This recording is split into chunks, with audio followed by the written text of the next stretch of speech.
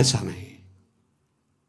कुछ महापुरुषों की स्थिति होती है, कुछ तो उस स्थिति का दंभ करते, कुछ स्थिति होती है। हम क्या जाने कौन स्थिति में कौन दंभ कर रहा है। जिनके वचन श्रवण से, दर्शन से, संभाषण से हमारे हृदय में भागवतिक परमाणु उदय होते हैं, उन महापुरुषों के चरणों की वंदना उनकी वाह स्थिति पे नहीं देखते।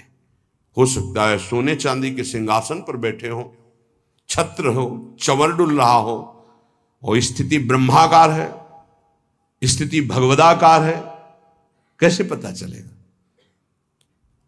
परशुराम जो आचार्य जी थे, उनके आश्रम के बाहर लिखा था, माया सगी न तन सगा, सगा न ये संसार, परशुराम ये कह रहे सगा सुसिरजन हार।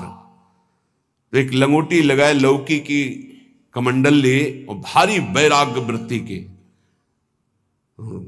अंदर गए और कहा, ये श्लोक किसका लिखा हुआ है, दोहा। तो उनका गुरुदेव का कहाँ है, तो गए देखे गिरदा लगा हुआ, छत्र लगे हुए परशुराम देवाचार्य जी महाराज। तो उनका, महाराज आपका श्लोक लिखा हुआ है? बोले हाँ। तो बोले केवल लिखा हुआ है या है आप में? क्योंकि उनको गर्व था कि मैं लंगोटी लगाए लौकी का, और ये तो वैभव संपन्न महात्मा है। तो बोले लिखा है, माया सगी न तन सगा, सगा न ये संसार। आपने कहा सगा जो सृजनहार, हम तो सब माया ही देख रहे हैं। उनका आपका इशारा क्या है? बोले जब सृजनहार सगा है तो फिर माया क्या? बोले चलो आपने समझा दिया, बड़ी कृपा, चल दिए। बोले कहाँ चल दिए? बोले जहां ले चलो आप। वो स्थिति प्रज्ञ महापुरुष थे, चल। जब 10-12 किलोमीटर चले तो बोले भिक्षा का हमारे समय हो रहा। तो बोले परशुराम देवाचार्य ने आज तक कभी हाथ नहीं फैलाया। आकाश वृत्ति पे हम रहते हैं, प्रियालाल जैसी व्यवस्था करते हैं उसके अनुसार रहते हैं। बोले हम तो भिक्षावृत्ति से रहते। बोले जाओ मांगने। बोले आपके लिए भी ले आवे, कभी किसी का सहयोग नहीं चाहा, केवल सीधे प्रियालाल से आप अपने लिए लाइए और पाइए, और जहां आपकी इच्छा वहां ले चलिए। वो गए भिक्षा लेने, वो जंगल के एक जगह बैठे हुए थे, तो वहां से राजा की सवारी निकली। देखा परशुराम देवाचार्य उतरे, साष्टांग दंडवत। महाराज यहां कैसे? प्रभु की इच्छा।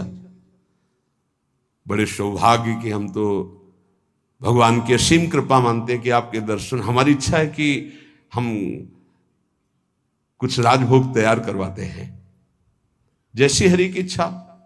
देर न लगी, वहां रसोईया लग गए, कढ़ाइयां।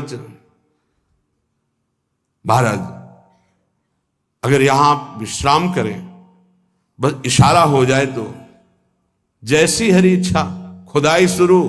आश्रम निर्माण की नींव के लिए खुदाई शुरू, कढ़ाई चढ़ गई, बनना शुरू हो गया।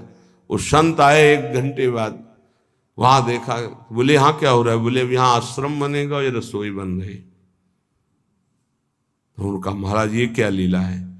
तो बोले तुम जिस वैराग्य के अहम वृत्ति को धारण किए हो, उस अहम वृत्ति का त्याग करो। वैराग्य का तात्पर्य होता है राग रहित, स्पृहा रहित होना। वो चाहे असंख्यों के वैभव में बैठा है, लेकिन राग और स्पृहा रहित है। अगर एक लंगोटी का भी राग है, लौकी के कमंडल का भी राग है, शरीर का भी राग है, वो रागी है, वो वीतरागी नहीं है। वीतराग की स्थिति को समझना बड़ा कठिन। दत्तात्रेय जी महाराज से यही पूछा कि आप कोई कर्म नहीं करते, कर्म ना करने वाले को विषय नहीं मिलता, और विषय सेवन ना करने से ऐसा स्वास्थ्य कैसे हो सकता है आपका? तो उन्होंने कहा मैं अखंड प्रसन्न रहता हूं, इसलिए ये भोगों से स्वस्थ नहीं हूं, मैं अखंड प्रसन्नता को प्राप्त। कभी राजमहलों के राजसैयाओं पे शयन करता हूं, तो कभी राख की ढेर पर शयन करता हूं, कभी बड़े बड़े राजाओं से सम्मानित होता हूं, तो कभी फुटपाथ में लेकर अपमान को भी प्राप्त करता हूं। मुझे न सम्मान ना अपमान, किसी का प्रभाव नहीं। इसलिए किसकी क्या स्थिति कैसे जाना जा सकता है? तो हम किसी का वास निरूपण आदि, वेश निरूपण आदि करके किसी की निंदा करेंगे तो पता नहीं कितना महाभागवत है, हमसे अपराध बन जाए।